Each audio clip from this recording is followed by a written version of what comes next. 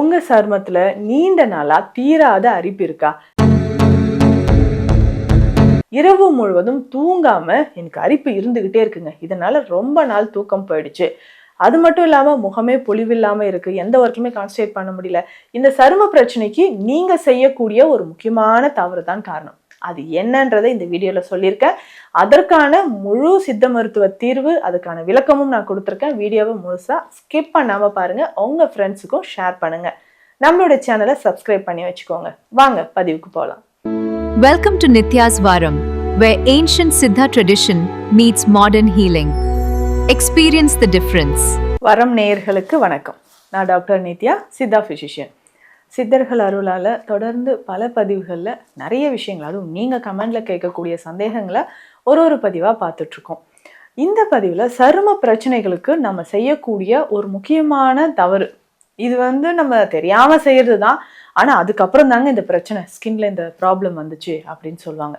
அதாவது ஸ்கின்ல ஏற்படக்கூடிய ஒரு தாங்க முடியாத ஒரு அரிப்பு பிரச்சனை, இதை ரிங்வார்ம் இல்லை ஸ்கேபிஸ் அப்படின்னு சொல்லுவாங்க, அதாவது சிரங்கு பிரச்சனை அப்படின்னு சொல்கிறது, இல்லைன்னா ஃபங்கல் இன்ஃபெக்ஷன் அப்படின்னு சொல்லுவாங்க. இந்த பிரச்சனை ஒருத்தர்கிட்ட இருந்து கண்டிப்பாக இன்னொருத்தவங்களுக்கு ஸ்ப்ரெட் ஆகிட்டே இருக்கும். இப்போ நார்மலாக வீட்டில் ஒருத்தவங்களுக்கு இருக்குன்னு வச்சுக்கோங்களேன், அடுத்தடுத்த நபர்களுக்கு இது வர வாய்ப்பு இருக்குது. ஸோ ஸ்டார்டிங்லேயே உங்களுக்கு இந்த ப்ராப்ளம் இருக்குது, ஸ்கின்ல இந்த அரிப்பு ஏற்படுது அப்படின்னா ரொம்ப கவனமாக இருங்க. இது எப்படிங்க இருக்கும், இதோட நேச்சர் என்ன? இந்த ஸ்கேபிஸ் அப்படின்னு சொல்கிறது சர்கோபிடிஸ் ஸ்கேபி அப்படின்னு சொல்லக்கூடிய ஒரு சின்ன மைனூட்டான ஒரு நுண்ணுயிரிங்க. இது பண்ணுற வேலை தான் இதுன்னு சொல்லலாம். இது என்னன்னா நம்மளுடைய ஸ்கின்ல சூப்பர்ஃபிஷியல் லேயரில் போயிட்டு கொஞ்சம் டீப்பாக உட்கார ஆரம்பிச்சிடும். அதுலேருந்து அது போகவே போகாது. ஸோ அந்த ஹேர் ஃபாலிகல்ஸை டிஸ்டர்ப் பண்ணுறது, அதனால தான் நமக்கு அரிப்பு அதிகமாக இருக்கும். ஸோ அந்த ஹேர் ஃபாலிகல்ஸை டிஸ்டர்ப் பண்ணுறது ஸ்கின்னை ரொம்ப அரிப்பு ஏற்படுத்தி பிளாக் கலரில் ஸ்கின்னு டேர்ன் ஆக ஆரம்பிச்சிடும். இது மட்டுமா, நைட்டில் தான் இதோட அட்டகாசம் அதிகமாக இருக்கும்னு சொல்லலாம்.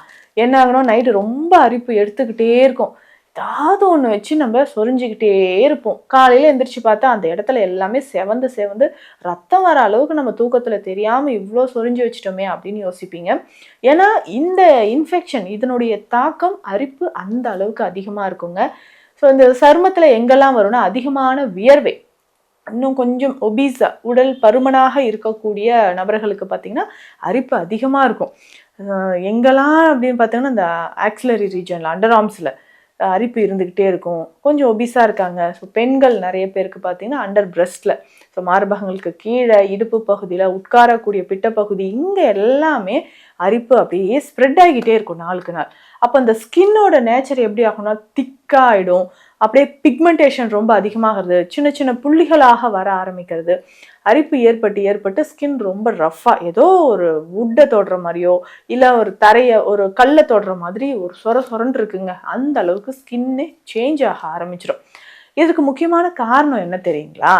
இது ஒருத்தர்கிட்டேருந்து இன்னொருத்தருக்கு கண்டிப்பாக ஸ்ப்ரெட் ஆகும். எதன் மூலயமாக அப்படின்னு கேட்டிங்கன்னா, நல்லா க்ளோஸாக இருக்கிற நபர்களுக்கு ஒரு மெயின் ரீசன் இதுதான் சொல்லலாம். ஒருத்தருடைய ட்ரெஸ் நீங்கள் வியர் பண்ணுறீங்க, அவங்க போட்டிருக்காங்க, அதை எடுத்து நம்ம போட்டுக்கிறோம். நிறைய லேடிஸ் பண்ணுற தவறு என்னென்னா, ஓகே அவசரமாக கிளம்பிட்டு இருக்கோம், இந்த சாரிக்கு இந்த ப்ளவுஸு இதை மாற்றி போட்டுக்கலாம். மெயினாக அந்த இன்ஃபெக்ஷன் எங்கே இருக்குன்னா அந்த ஆக்சிலால தான், அக்கிள் பகுதியில் அண்டர் ஆர்ம்ஸில் தான் இருக்கும். ஸோ அந்த மாதிரி இருக்கும்போது ஒருத்தரோட ப்ளவுஸு இன்னொருத்தர் நம்ம எடுத்து போடுறது கண்டிப்பாக இது ஸ்ப்ரெட் ஆக ஆரம்பிச்சிடும். ஸோ உங்களுக்கு அரிப்பு ஏற்பட்டுக்கிட்டே இருக்கும். ஸோ மார்பகங்களுக்கு கீழே, ஸோ அண்டர் பிரெஸ்ட்டில் எப்போ பாரு ஒரு அரிப்பு இருந்துக்கிட்டே இருக்கிறது. ஸோ அப்போது நம்ம கீழே பார்த்தோம்னா ஒரு டார்க் கலரில் ஹைப்பர் பிக்மெண்டேஷன், ஒரு ரெட் கலர் பேச்சஸ் வர்றது எல்லாமே உங்களுக்கு தெரியும். அண்டர் ஆர்ம்ஸ்லேயும் ரொம்ப அரிப்பு தடிப்பாக வர மாதிரி இருக்கும். அதனால் ஸோ ஒருத்தர் யூஸ் பண்ண ட்ரெஸ்ஸை எடுத்து நீங்கள் யூஸ் பண்ண வேண்டாம். ஸோ ப்ளவுஸ் மாற்றி போடுறது, ஸோ என்னோடய ஃப்ரெண்டோடது, அக்காவோடது, சிஸ்டர்து, இப்படி நீங்கள் மாற்றி போடும்போது அந்த ஸ்வெட் மூலயமாக, வியர்வை மூலயமாக ட்ரெஸ்ஸில் கண்டிப்பாக இன்னொருத்தவங்களுக்கு ஸ்ப்ரெட் ஆகும். அதே மாதிரி இன்ஸ்கர்ட் நிறைய லேடிஸ் சேஞ்ச் பண்ணி போட்டுப்பாங்க. ஸோ ஒருத்தரோட ஆடை இன்னொருத்தர் நீங்கள் யூஸ் பண்ணிக்கிட்டே இருக்கிறீங்க, அவங்களுக்கு ஸ்வெட் வியர்வை மூலயமா தான் எல்லா கழிவும் உடல்லேருந்து வெளியேறும். அதை எடுத்து நம்ம போடுறோம், இல்லை வாஷ் பண்ணி தானங்க போடுறோம் அப்படின்னாலும் கண்டிப்பாக இந்த இன்ஃபெக்ஷன் சாதாரண ஒரு இது கிடையாதுங்க. நம்ம துவைச்சி காய போட்டு எடுத்து போட்டாலும் ஸ்ப்ரெட் ஆக சான்சஸ் இருக்குது.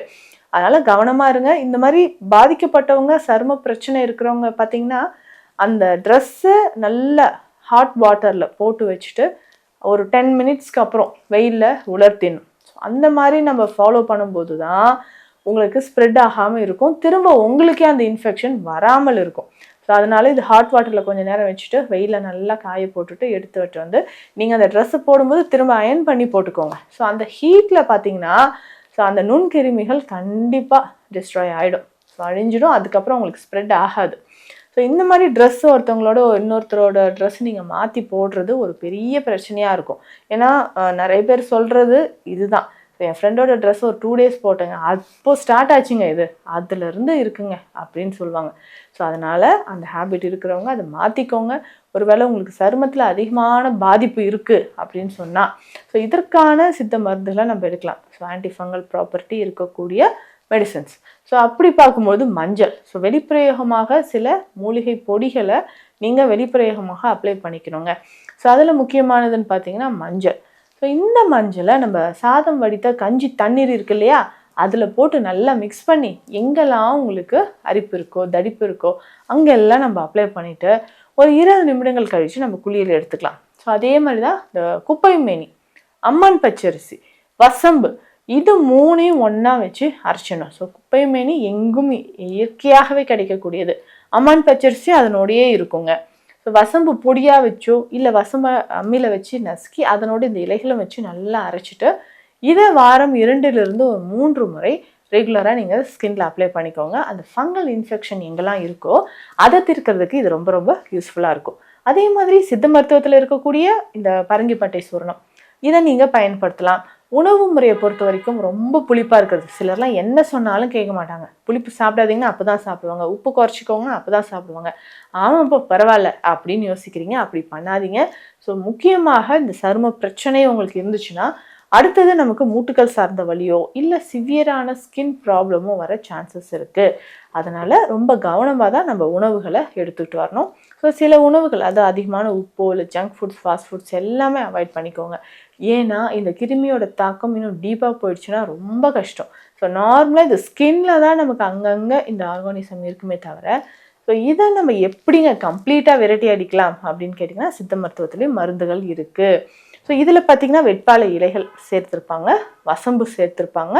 இதில் முக்கியமாக வசம்பு, இது வசம்புன்னு சொல்லும்போதே நம்ம சருமத்தில் இருக்கிற பிரச்சனைகள் எல்லாமே தீர்க்கக்கூடியது, அவ்வளோ முக்கியமானது, நல்ல ஒரு நறுமணம் இருக்கக்கூடிய ஒரு மூலிகை. ஸோ இது எல்லாமே சேர்த்து இதனோட கற்றாழை, கருஞ்சீரகம் இது சேர்த்து நம்ம தைலமாக எடுக்கிறோம். ஸோ அந்த தைலமாக எடுக்கும்போது தான் எக்ஸ்டர்னல் அப்ளிகேஷன், அந்த பூஞ்சை தொற்று, அந்த கிருமிகள் எங்கெல்லாம் இருக்கோ, எங்கெல்லாம் நமக்கு அரிப்பு இருக்கோ, இல்லை இரவு நேரத்தில் சரியாக தூங்க முடியல அப்படின்லாம் நிறைய பேர் வருத்தப்படுவீங்க. ஸோ ஆழ்ந்த உறக்கம் வர்றதுக்கு, உங்களுக்கு இந்த சருமத்தில் இருக்கக்கூடிய பிரச்சனைகளை சரியாக்குறதுக்கு இந்த மாதிரி தைல வகைகளை நம்ம அப்ளை பண்ணிக்கலாம். நம்ம சொன்ன மாதிரி உணவு முறைகளை எடுத்துக்கோங்க. ஸோ இந்த சரும பிரச்சனை இருக்கக்கூடிய காலத்தில் அது க்யூர் ஆகிற வரைக்குமாவது கண்டிப்பாக ஆல்கஹாலோ இல்லை ஸ்மோக்கிங்கோ இந்த விஷயத்தை அவாய்ட் பண்ணிக்கணும். ஸோ இன்றைக்கி பெரும்பாலும் நிறைய பேருக்கு நம்ம கிளினிக்கில் பார்க்குறோம் இந்த மாதிரி ஸ்கின் இன்ஃபெக்ஷனால் வர்றது, ஸ்கேபிஸ்னால் பாதிக்கப்பட்டவங்க வர்றது. இது நம்ம தோள்பட்டையிலேருந்து முதுகு பின்பக்கம் வரைக்கும், நெஞ்சு பகுதி, அண்டர் பிரஸ்டில், ஸோ ஆம்பிட்ஸில் இங்கே எல்லாமே வர ஆரம்பிக்கும். ஸோ குழந்தைகளுக்கு இருந்துச்சுன்னா, ஒன்ஸ் ஹாஸ்டலில் குழந்தைகள் வீட்டுக்கு வராங்கன்னா ஸோ அவங்க மூலியமாகவும் வீட்டில் இருக்கிறவங்களுக்கு ஸ்ப்ரெட் ஆக ஆரம்பிச்சிடும். ஸோ இது ரொம்ப ரொம்ப கவனமாக பார்த்துக்கோங்க. பட் இதற்கான எளிய தீர்வுகளும் சித்த மருத்துவத்தில் இருக்குது, அதையும் ஃபாலோ பண்ணிக்கோங்க. உங்களுக்கு இந்த மாதிரி பிரச்சனை இருந்து சித்த மருத்துவ ஆலோசனை தேவைப்பட்டால் ஸ்க்ரீனில் இருக்கிற நம்பருக்கு கால் பண்ணுங்கள். நன்றி. Welcome to Nitya's Varam, where ancient Siddha tradition meets modern healing. Experience the difference.